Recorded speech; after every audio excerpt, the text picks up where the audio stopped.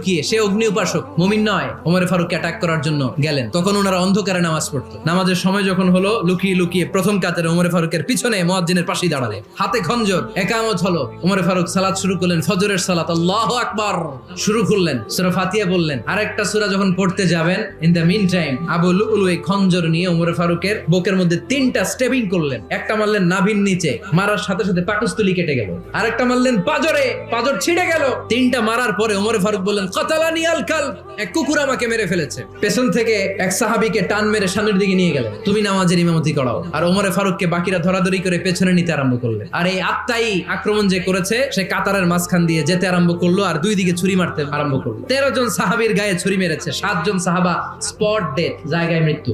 এই ভয়ঙ্কর অবস্থা দেখে এক সাহাবী বুরনুস, এক ধরনের জুব্বা আছে মাথাওয়ালা, অনেকে জ্যাকেট পরছেন না এরকম মাথাওয়ালা, লম্বা জুব্বা আছে, আরবরা শীতে পরে মাথাওয়ালা, এই মাথাওয়ালা জুব্বা বের করে এক সাহাবী জালের